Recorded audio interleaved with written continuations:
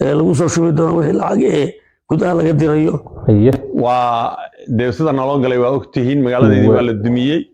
caasimadda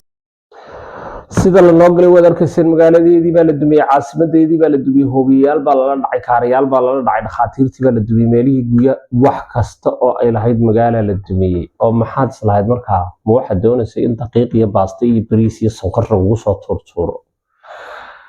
waa nimankaasi waa nimankii guddidii 33 ahaa ee wadaaday isku bedelay oo tabarucaad u sameynaya dadkii ay shalay hore ka daba tagi waayeen ee dagaalka geliyeen maanta iska dhigayeen niman khayraad u wada kadib markii lacagihii yaraa ee dadku soo diriyeen ay iskoosteen barnaamijkaasi oo faahfaahsan baan idin hayaa marka hore subscribe channelkeena YouTube iyo pagekeena Dhigaal TV okay sidii ad nimankaasi maqlayseen waxay nimankii guddidii 33 ahayd oo doonayay in ay tabarucaad u sameeyaan dadkii qaxay iyo dadka reer Laascaanood oo weliba kala cadayn lacagtaasi tabarucaadka ah halka ay ku bixinayaan qolo kamidii waxay leedahay deegaankeygii baa la dumiyay oo Soomaalinimaanu doonanaayay halana soo caawiyo magaaladayadii halkaasi oo ay ka cadayd in ciidamada iyo hub iyo rasaas la siin doono lacagaha waa qodobka qabo qodobka labaadna waxa weeye nimankan waxa ka muuqata in ay iska dhigayaan inay dadkii qaxay caawinayaan okay haddaba dadkan qaxay iyo dhibaatadan goormay ku dhacday ma hadda mise ka hor eegin xaqiiq la isku sheega fiican moogtay maaha in been la iska maaweeliyo oo maalinba dareenka dadka laga ganacsado oo Soomaalidu lacagtooda intay naxaan ku wada guraan way iska yaqaanaan moogtay haddii dadka masaakiinta laga dabageeyo dhowr arrin baan idin siinaya war dadku xilligii ay ugu liiteen ee ay qaxeen dadkii dad gobay ahaayeen oo meherada leh oo iskuula dhigta oo jaamacada dhigta oo magaalo camiran baa dhaqaaqday oo qaxday okay dadkii qaxay may haysan suuliye ama musqulo ama xamaamiye ay galaan bannaan bay ku qaxeen dadkaasi waxay u baahnaayeen wadoorta intaanay xanuun qaadin in loo qodo xamaamiye ay kaadidka meel ay ku asturaan in laga dabageeyo wax weli ma aragteen nimanka garaadada ama guddida 33 oo dadka hadalaya waa maya ma jirto okay habshiil ayaa markii ugu horeysay damqaday oo yiri aanu rasaas iyo hub midna bixin ma la saaray maxay gaban laakiin dadka qaxay shalay toole sida gubta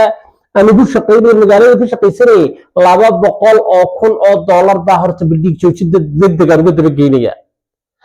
okay sharikada Telesom oo ahay shirkadii markii ay dadku caadifada kaceen ay shiideen sidii doontaba ahaatay waxay tiri anaguna 150 kun oo dollar baan ka dabageynaa intaasoo shirkadood oo reer Soomaaliland leh oo Soomaalida kale ayaa doonaysay inay kacaan oo dadka la caawiyo waayo lagu Soomaali ahaan weyn is caawina okay ya horstaagay ag xaqiiqada ina laga badan ma fiicna ma ogtay waxa hor istaagay waa guddidii 33 ahayd garaadadii oo yiri annaga lacagta la soo mariyo idinku dawlad baa tihiin mahayad baa tihiin meejo baa tihiin maxaa tihiin dagaal oogayaal baa tihiin dad baa la dagaalamaysan dawlad baa la dagaalamaysan ma aha in lidin diido mamnuuc waa qalad way diideen shirkadihii waa lacagtooda ma garanayaan in hub iyo rasaas la siinayo iyo dadka la gaarsiinayo annaga dadkan u beenayna yiraahdeen way diideen yaa hor istaagay kuwa maanta dawrsanaya hor istaagay okay dawladda Soomaaliland dadkii boohona u qaxay waxay tiri waxaan ka dabageynaa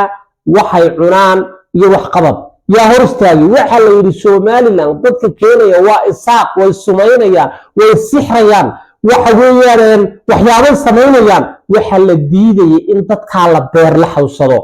oo marka loo geeyo waxay cunaan iyo meel ay seexdaan inay dadkii jeclaadaan ee Soomaaliland taasa laga cararayay looma dareeyo waa la siyaasadeeyay sadaqadii markaas waa la siyaasadeeyay maanta maxaa ka lifay inay Nairobi Muqdisho Garowe Soomaaliya oo dhan Soomaaliland xitaa ku tacayo ku nabarada Telesom isticmaalay maanta maxaa keenay aan isweydiino ana xaqiiqada idin siinay dhageyso nimankan horta gudidii waxa jirtay dad bixin jiray markii uu horeysay dadkan caadifad baa la geliyay lama garanayn dagaalkan intuu soconaya lama qorshayn adduunka marka wax la qorshaynayo waxa la yiraahdaa qorsha lagu daar lama oran war walaal dagaalkan intuu soconaya yeeyna la dagaalamana ciidan ma haysanaa dhaqaale ma haysanaa dawladda ku tiirsan ma haysanaa markaliya la yiri tolaayay ya daaroday Somaliland ba afka loo soo duubatay Somaliland ba nalaynaysa ka kacay dagaalamay lama oran war yaa siyaasadeey maxaa dal laga leeyay boqol gamcood baa ku jiray oo dagaalkan loogu talagalay in Somaliland lagu dibiyo Soomaaliya lagu waxleeyo dadkana maadaama oo ay xisbiye yeesheen oo Somaliland ku milmeen oo maanta madaxweyne ka noqon karaan oo meel fiican gaadhaan hal kala dilo ujeedku taas waa okay wala kiciyay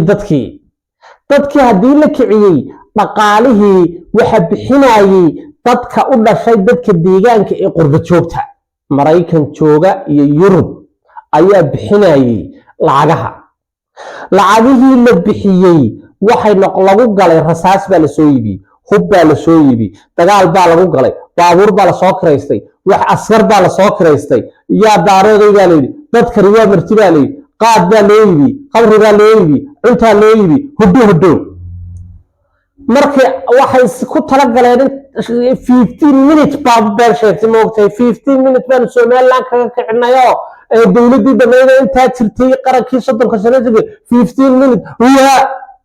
maxaa dhacay inay ka dambeysay sida la noo galay waad aragteen magaaladeedii baa la dumiyay oo markaad lahayd dabaabaad baan sitaa dooro iyo digaag kuba dagaalamo maxaa doonaysaa in la sameeyo ya tacbaan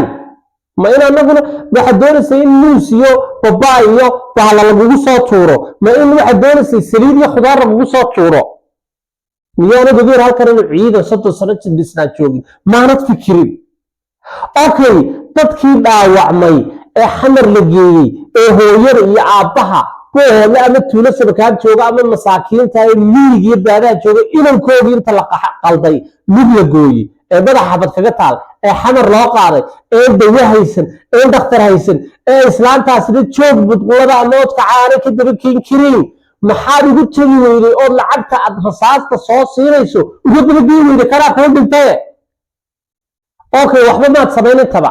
dadka qaxay wali intuu garaatagay ma yiri war dadkana way qaxeen dadkana way dhibaataysan yihiin aynu ka daba geeyno wali iyadoo la leeyahay aragteen maya maanta maxaa dadka loogu dawarsanaya maanta maxaa sadaqada loo siyaasadeynaya waxaan ogahay hadii nimanka maanta lacag farta laga saaro akawnada lagu diro in lacagtaasi hub iyo rasaas la soo siin doono waar hadii la siinayo dadka sadaqa iyo masaakiin guddi hal la dhiso ka madax banaan nimankan siyaasiyiinta noqday nimankan jabhadda nimankan bahaloobay nimankan akawnada iyo lacagta leh ee milyaneeriska ka noqday dadka masaakiinta 300 oo kun oo dollar buu Axmed Madoobe ku siiyay oo ku yiri kamarad hayga doobire halkeed geysay Xasan Sheekh lacag buu ku dhiibay halkeed geysay odayaashii ganacsatada hawiye lacag bay ku siiyeen halkeed geysay aaway lacagihii dadka masaakiinta ee qurba joogta ee hooyada intay wax yar 10 sano ururinaysay caadifada lagu abuuray la yiri dadkaagii baa la leynayaa maanta dadkii way kala tageen cidina lacag ba siinayso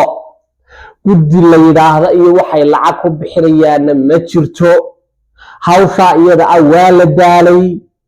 waxay noqotay waxaan jirin nimankii markay lacagtii yareed ka go'day bay dhinac walba ka qaylinayaan tolaayay ya Soomaaliya war maanta Soomaali noqdeen Saudigii shalay toole urur Soomaali nagu sheegay Saudigii shalay toole lahaa dirba ila dagaalamay caayay ciise Saudigii shalay toole Djibouti caayay Saudigii shalay toole lahaa taasay orada loo soo kaxaystay Saudigii shalay toole lahaa isaaq baa toog ma arki karo aawaye ما هي الهرتي ما دار الدمدي ما هذا النمدي ما واحد سبدسي وحبك ما تشران وابين خيالي ما تكسعتي حتى دغاتي حتى فرصه بعد هيستا سو لابو dalkaaga iyo qarankaaga u soo noqo caruurta qaxda iskuuladoodii iyo dugsiyadoodii u soo celi hooyada qaxda ee masaakiinta ee dhakhtar ay ku dhasha aan haysan ha ku soo celi ee qaliinka haddii lagaga fulinayay cisbitaalka laascaanood biyihii ay cabayeen ee dowladda somaliland u samaysay maanta waxa weeye wal xanuun bay ka qaaday waxay cabaan lama yaqaano waddanku waa abaar dhirtii baa dhammaatay xoolihii baa dhammaaday waa la burburay waar ha ku sii eegin oo lacag ha urursane wax caqliga la intaa timaado somaliland waxba kuma diidanay kaalay aan wada hadalno wada hadal bay dadku isku afkartaan meesha doonaysa lagugu imanayaa xabadda ha la joojiyo dhiigga qubanaya ha la joojiyo caadifada beenta akadaa dadku waa walaalo bilaahi calayk weli waad ku sii socotaa dariiqii qaldanaa garaadlaawow shalay toole tahadgelisi waa rag way isqabtaan way isdilaan koobay iskaga siiyaan dhaawac iyo dhimashala dhulku ka guuri may sidaana ka guuri maayo sool baa la yidhaha waynu wada leenahay weligeena yaa leena kala bixi mayno oog iyo laascaanoodna la kala jari maayo wallay ka tahay caynaba iyo laascaanoodna la kala jari maayo ciidanka qaranka somalilandna oog iyo laascaanood waa isugu mid waxba taa niyadda ha gelin way dhammaatay ee dadkan qaxay ma u talinaa dowladda somaliland ma nidhaahnaa waar dadkaa qaxay intii dhibaatooday hala keeno okay intii daawacantee dhibaatada ah dowladda somaliland ha la yidhaahdo waar ciidanka qarankii intaba waa dadkii deegaankii hala daweeyo waar wax ma la isla gartaa waar wixii aad ka tabanaysay somaliland intaad sida ragga u goosato halkaa maad la mari mise waxa weeyaan dowlad baa lagaga dumiyey saaq baana haysta iyo hudaa iyo been aan soconin baa weligaa ku meelin adeer xilligii jabhadaha ay guulaysan jireen way dhammaatay waad ka soo habsaanteen tigree waad aragtaa maanta etoobiyuu la heshiis yahay heshiis ayuu leeyahay cabdi ilay buu jeelka ka soo saarayaayo markaasuu jigjiga kugu keenaya tigree baa la yidhaha waxan adigu caqliyadaad soo kale miyaad keeni kari weyday oo miyaad odhan xildhibaanadayda xidhan ha la soo daayo oo dowladdii hoose baarlamaankii nidaamkii wixii kaa tego waddankaaga diiwaangelin maad ka samaynoo maad horumarkaaga ka shaqayn bilaa caleeg inaadeer inaga daaya waar kiliibkaa meel fog gaadhsiiya waar nimankaa guddida ah iga gaadhsiiya waar nacabka iyo inta maaragtay lacagaha iska bixinaysaa ha la gaadhsiiyo oo nimankaa wadaadada ah ee nairobi ka hadlay haddii wax loo geynayo nimankaa ha loo dhiibo waar cid gaadhsiinaysa dadkaasi ha la gaadhsiiyo ama kii wax bixinaya cidi kaama hor joogtee toos ugu gey halkay joogaan waar ka daaya baanu leenahay nimankaasi way bahaloobeen waar ka daaya baanu